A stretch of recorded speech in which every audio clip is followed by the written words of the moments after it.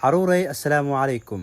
maanta waxaan idin hayaa sheeko ku saabsan maroodigii weynaa. maalin maroodigii asigoo dhex wareegaya duurka dhexdiisa oo raadinaya saaxiibo ayaa waxa uu arkay daanyeer.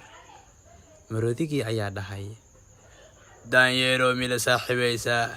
daanyeerkii ayaa ku jawaabay, adiga aad ayaad weyn tahay, mana ku badboodi kartaa ama mululi kartid geedaha sideedoo kale. maroodigii waa uu tegay, balse maalinkii dambe ayaa waxa uu la kulmay bakayle. waxa uuna dhahay, bakaylow ma ila saaxiibaysaa? bakaylihii ayaa ku jawaabay, adiga aad ayaad u weyn tahay, gurigaygana kuma dhex ciyaari kartid. maroodigina waa uu baxay. waxa uu u tegay rake. wuxuu yidhi, rako fadlan ila saaxiib. sidee macquul ku tahay? adiga aada u weyn tahay, mana badboodi kartid sideedoo kale. maroodigii waa uu xanaaqay. waxa uuna arkay dabaco.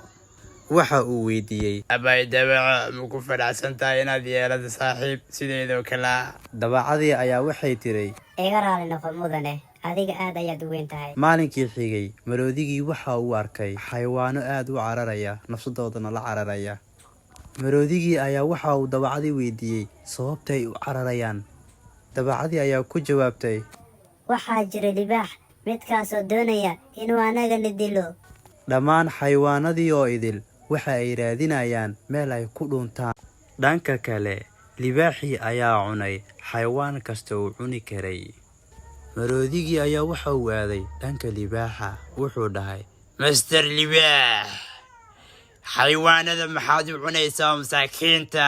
libaaxii ayaa ku jawaabay, adiga maxaa kaa galay? shaqo raadso. maroodigii wuu xanaaqay, kadibna wuxuu sameeyey haraanti weyn ayuu ku dhuftay. bub saas camal ugu dhuftay. libaaxii aad ayuu cararay, nafsadiisa ayuu la cararay. maroodigii wuu iska laabtay, duurkiisa ayuu iska aaday. xayawaanadii kale ayaa waxay dhaheen, maroodiyow aad ayaad u mahadsan tahay, hadda kadibna saaxiibo ayaanu nahay. nuxurku sheekaduna waxay tahay, saaxiibka dhabtaa waxaa la gartaa xilliga baahida.